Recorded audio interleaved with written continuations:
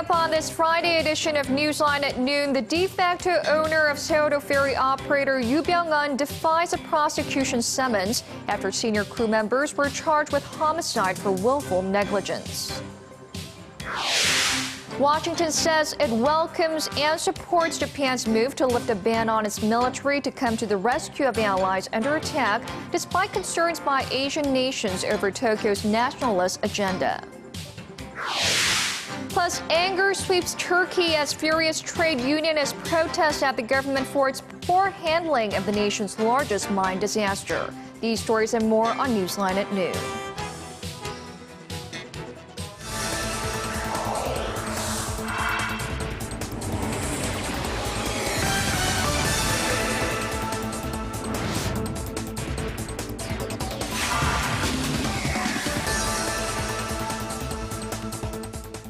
It's noon Friday, May 16th here in Korea. Thanks for tuning in live from Seoul. I'm Ju. Very good to have you with us. I'm Mark Broom. It was this time 1 month ago that we started to learn the true extent of the horror unfolding off Korea's southwestern coast as the Sewol-ho ferry capsized.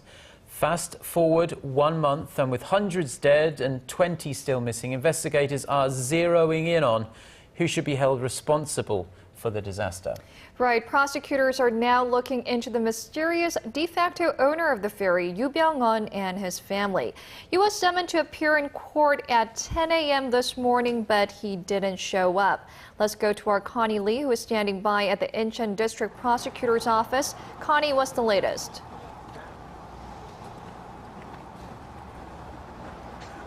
Hey, Mark and Shinzo. Well, Yoo Byung-un is a no-show here at the prosecutor's office today. Now, he was summoned to appear here about 2 hours ago at 10 this morning, but he never came. Now, if he fails to come for questioning today, prosecutors can now seek an arrest warrant for him. Now, Mr. Yoo, the de facto owner of the ferry operator, has not shown face since the Seoul-ho ferry sank about a month ago. Now, all of his children have also failed to show up for questioning and have not cooperated with the investigations. Now, none of the family members have yet been charged in relation to the ferry sinking, but as investigators are looking into their complicated web of businesses, it's raising suspicions that they very well may be responsible for the ferry disaster. They are the elusive Yoos, and investigators are after them. First, meet the father, 73-year-old business tycoon Yoo Byung-un. He's been called the millionaire with no face by local media, as he rarely appears in public. Yoo is seen as a de facto owner of the ferry's operator, Cheongjin Marine Company. Although investigators say he received 15 million won, or about $14,000 a month, from the company for the past 10 years, Mr. Yoo has denied any involvement. However, it's believed he controlled the company through his two sons. Yoo Dae-gyun and Yoo Hyuk-ki actually control Cheongjin Marine Company through a web of affiliates and various cross-share holdings. With all that they have, the family faces a slew of accusations, including embezzlement, tax evasion, and raising illegal offshore funds. Prosecutors believe these allegations tie in to the careless operation of the ferry company, which eventually led to the deaths of more than 300 people. Investigators want to know if the Yoo family knew about the sloppy management of the ferry. The probe into their businesses and assets will have bearing on due compensation for victims and surviving families affected by the ferry disaster.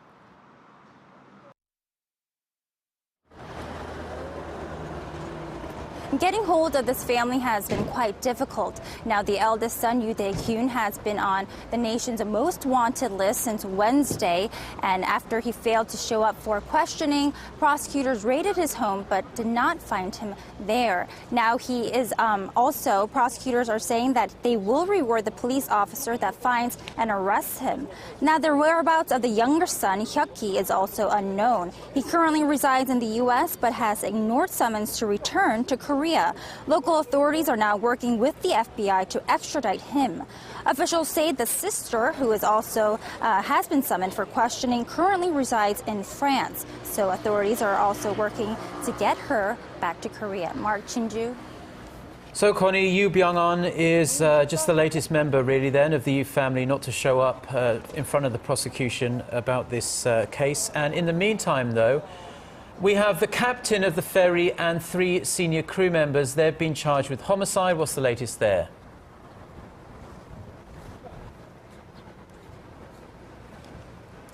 Right, so yesterday afternoon, the captain of the ferry and 3 other crew members have been charged with homicide of willful negligence. Now, 11 other crew members were also charged just with negligence, though. No trial date has been set yet, but the strongest punishment for the homicide charge is the death penalty. However, that doesn't seem very likely because there hasn't been an execution here in Korea since 1997. Prosecutors also have to prove now that the actions of the captain and 3 of his crew members were in fact murderous and directly led to the deaths of more than 300 people on the Seoul ferry. Reporting live from the Incheon District Prosecutor's Office, this has been Connie Lee. Turning now to Japan's push for a major reinterpretation of the country's pacifist constitution, which could pave the way for its military to fight overseas. The move announced Thursday is likely to raise tensions in Northeast Asia. It certainly is, but the U.S. government says it supports and welcomes Japan's internal debate on this matter. Our Shin Se-min reports. The United States says it supports Japanese Prime Minister Shinzo Abe's push for a reinterpretation of his country's pacifist constitution, a push for a larger military role as the U.S. wants Japan to carry the burden of its own defense. The State Department said on Thursday that it welcomes Tokyo's push for expanding its military's international presence. Japan seeks to exercise a so-called collective self-defense right to actively defend itself and allow its armed forces to enter battle in defense of its allies in case of any attack. Washington says it favors Japan's internal debate on what the Constitution grants and whether to allow the right to collective self-defense. South Korea's foreign ministry on Thursday urged Japan to use its powers for peaceful purposes aimed at maintaining regional security. It also emphasized that Tokyo needs to seek confirmation from Seoul regarding Korean Peninsula issues. Japan will only be able to influence security issues on the Korean Peninsula upon our request. The Chinese government criticized the Abe administration for taking negative actions and expressed concerns about the country's intentions, adding that neighboring Asian countries have full reason to be highly vigilant over Tokyo's true intentions. We've noted that the Abe administration has taken a series of unprecedented actions in the areas of military and security since taking office, linking it with a recent series of negative trends in Japan regarding the issue of history. Abe's military push has also divided opinion in Japan. Well over 2,000 protesters formed a human chain around the Diet building in Tokyo on Thursday to oppose the administration's attempt to scrap Japan's pacifist ideals. People of all ages took part in the rally, including those who experienced World War II under Japan's military government. In an effort to address those concerns, Abe said Thursday that Japan will stick to a peaceful path and will never wage any war. There are doubts Abe's proposal will win the full support of his own ruling coalition, so the Japanese leader will have to build consensus to win cabinet approval. Shin Se-min, Arirang News. Despite violent protests in Vietnam, China isn't backing down from its plans of stationing an oil rig in the South China Sea.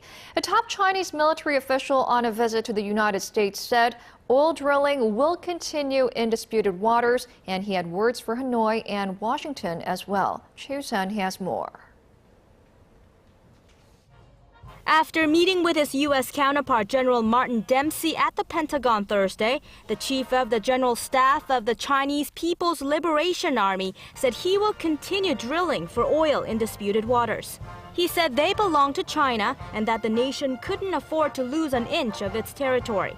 Blaming Hanoi for disrupting Sino-Vietnam relations by sending ships to the area, the Chinese general also had a message for Washington.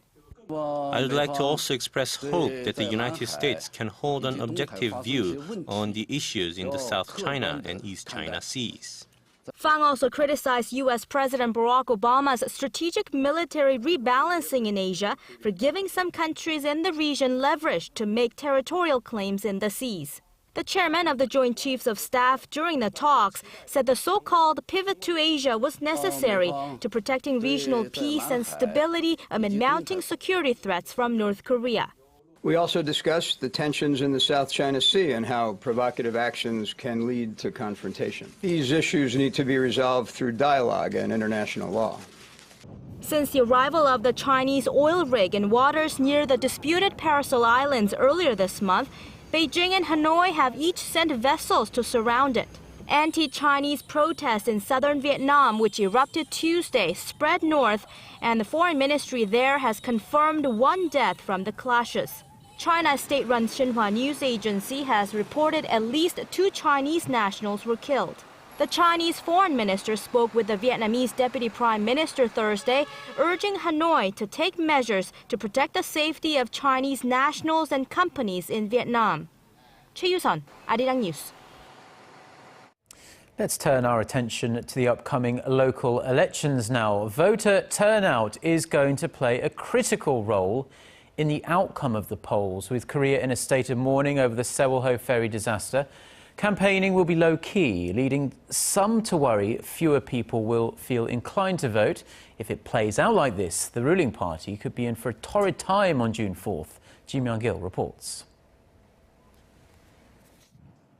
By the end of the day, all candidates vying for seats in the June 4th local elections will have made their candidacies official. Registration for the 3,952 positions for grabs ends Friday for the local positions, which range from mayoral and provincial governor posts to councillors and ward members. The municipal elections will be viewed as a first chance to judge the current Park Geun-hye administration, and voter turnout will be a key factor in determining which political party wins. According to a February survey conducted by the polling organization Research Plus, 84% of respondents said they will vote or try to vote on June 4th. In a follow-up survey conducted this week, respondents were asked if the Sewol-ho ferry disaster had affected their determination to vote. 35.2% said it had, 21.1% said it hadn't. Meanwhile, an increase in independent voters could also play a critical role on election day. A survey conducted by mBrain suggests that of all voters on election day, 43.8% of them will be people with no party affiliation. Their perception of the job President Park Geun-hye has done over the past year could make a difference, and last month's ferry tragedy looms large. A survey by Gallup Korea shows that the president's approval ratings among women in their 40s was 62% on April 4th, before the ferry disaster. On May 2nd, 2 weeks after the accident, the figure had dropped 20 percentage points to 42%. Experts say it reflects the maternal instinct of women in their 40s who have children the same age as those who perished on the Sewol-ho ferry. There is speculation that candidates of the ruling Saenuri Party will take a beating on June 4th. Analysts aren't as sure. If the distrust in government keeps people away from the polls, they say, and the turnout falls below 40%, the ruling party could gain an upper hand. Ji Myung-gil, Arirang News. Korea's top central banker says the economic recovery is well established in most advanced economies around the world. Speaking of the discussions at a recent Bank of International Settlements meeting, Bank of Korea Governor Lee Ju-yeol on Friday cited positive economic indicators in the U.S., Japan and in European countries. He said the U.S. economy is expected to bounce back from a slowdown in the first quarter of this year, brought on by the very harsh winter weather they saw over there.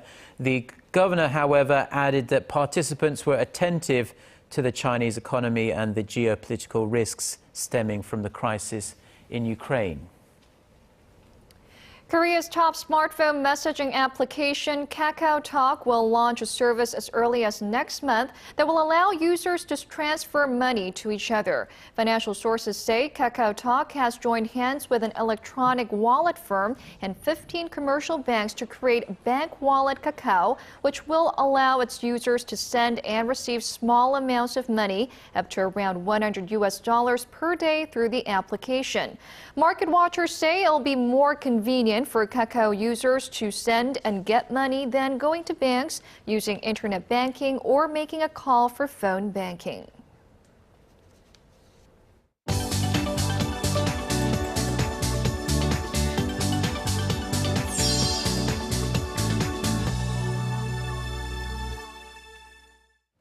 Time now for a look through our international headlines. For that, we turn to our Eunice Kim standing by at the News Center.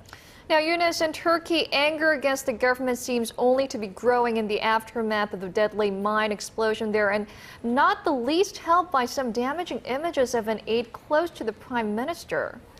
That's right, Shinzo. Local newspapers published these photographs showing the deputy chief of staff to Prime Minister Recep Tayyip Erdogan kicking a protester held down by special forces police. They reported that the incident was prompted when the protester had kicked a vehicle in Erdogan's convoy on Wednesday. The images have triggered a firestorm of outrage online and offline, as you can imagine. Now, grieved families began to bury their dead as protests sweep the nation. In Istanbul and Izmir, police did use water cannons and tear gas to break up demonstrations there. Meanwhile, the search continues for unaccounted miners at the coal mine in Soma, where the death toll has risen to exceed 280, with no additional survivors since the day the explosion and fire took place. On Thursday, Turkey's President Abdullah Gül visited Soma to call the explosion a, quote, huge disaster, adding the pain was felt by all. And a ferry with about 200 on board capsized in waters off of Bangladesh Thursday when a tropical storm caught the boat off guard a couple hours into its journey. Officials say at least 12 bodies have been recovered, including those of women and children, with more feared to be inside that vessel. Some 40 people managed to swim to shore, according to police. A rescue vessel was sent from Dhaka, where the ferry began its journey, as the recovery mission continues. And U.S. automaker General Motors has issued 5 more recalls Thursday, affecting nearly 3 million vehicles worldwide. The largest of the 5 affected 2.7 million cars, including the Chevrolet Malibu, Pontiac G6, and Saturn Aura models, being called back on tail lamp concerns. GM is still dealing with the aftermath of its grossly belated recall related to faulty ignition switches, which was linked to at least 13 deaths. And more than 2,600 firefighters are battling a string of wildfires blazing across San Diego County in Southern California. The first of the fires was spotted on Tuesday and has since grown to multiple flames, ravaging through some 40 square kilometers of land, prompting tens of thousands to evacuate and burning through property. The largest of the blaze is only reported to be 20% contained. The first casualty was reported just a couple hours ago. A badly burned body, an unidentified body, was found in a homeless encampment. Severe drought, record high temperatures, and Santa Ana winds have complicated firefighters' struggle to get a handle on the flames. The cause of the fires is still unknown.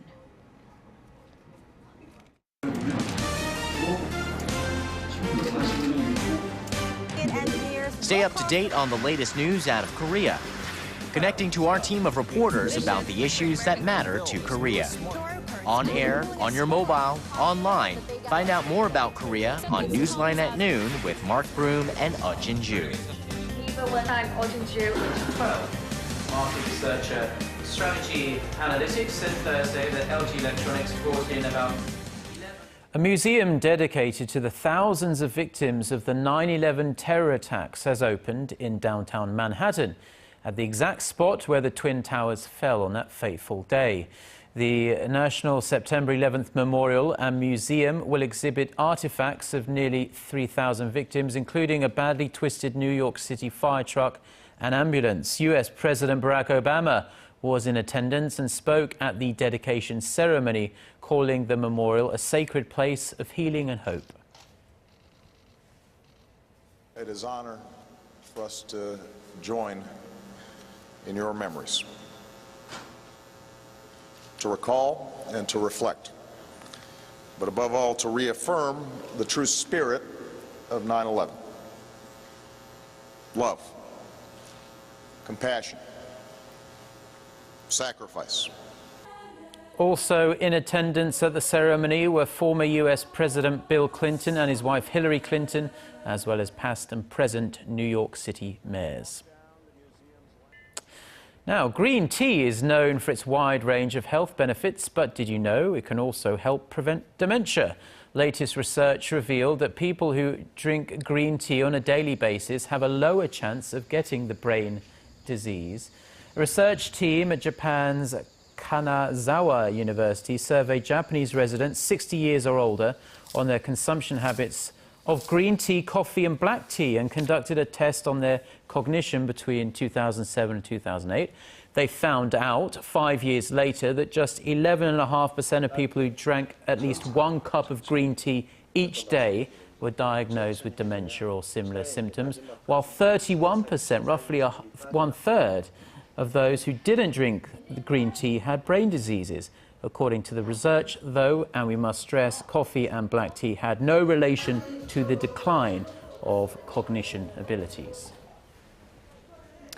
An international expo is underway in Korea's southeastern port city of Busan to license and sell broadcasting content around the world. Arirang News' Kim Ji-yeon was there. From TV dramas and documentaries to animations, Asia's largest test market of broadcasting contents opened in Korea's southern port city of Busan on Thursday. The 8th International Busan Contents Market 2014 is being held under the theme of New Contents, New Network. Around 1,200 buyers and sellers registered in advance for the event. They're being joined by some 500 firms from more than 46 countries. Providers of broadcasting contents from Taiwan and Colombia are taking part in the international event for the first time. For us, I think it's very important because it's growing a lot over the years. So it's not only like we meet with broadcasters from Korea, but we're meeting with broadcasters and producers from all over Asia. So for us, it's great. It's a great opportunity to kind of expand ourselves even more. But this is about more than just business. Academic seminars on policies for mobile and ultra-high definition TV contents were held. Various experts and specialists shared their views on finding ways for broadcasting contents old and new to thrive in this new digital age. Korea's one and only English broadcasting station, Arirang TV, participated in the event, releasing its new program for the year. The 3-day event runs until Saturday. Kim Ji-yeon, Arirang News, Busan. The lifespans of people around the world are increasingly going up thanks largely to developments in modern medicine. According to the latest World Health Organization figures on life expectancy, Korean women are now expected to live to the age of 84, ranking 8th in the world. Kim Min-ji has the details. People around the world are living longer, with the average global life expectancy rising about 6 years over the last 2 decades. According to an annual report by the World Health Organization, girls born in the year 2012 can expect to live to the age of 73 and boys to 68. South Korea saw the largest rise in life expectancy among high-income nations. The average for Korean women was 84.6 years, and for men it came to 78 years. This is up 9 and 10 years respectively from 1990. As for North Korea, the life expectancy over the same period remained unchanged at 73 for women and 66 for men. By gender, Japan had the highest life expectancy among women at 87 years, followed by Spain, Switzerland, and Singapore. Korea came in 8th on the list. As for men, Iceland came out on top with a life expectancy of 81 years, trailed by Switzerland and Australia. Korean men failed to crack the top 10. On the other end of the spectrum, nations in sub-Saharan Africa had the lowest life expectancy in the world. The figure stands below 55 years in 9 countries. Margaret Chan, the Director General of the WHO, attributed the rise in global life expectancy to fewer deaths of children under the age of 5. However, she pointed out that there is still a major divide between rich and poor, and that people in high-income countries have a much better chance of living longer. The report also urges nations to tackle the problem of childhood obesity. It says that some 6.7% of children under the age of 5 worldwide were overweight. 김민지, Arirang News.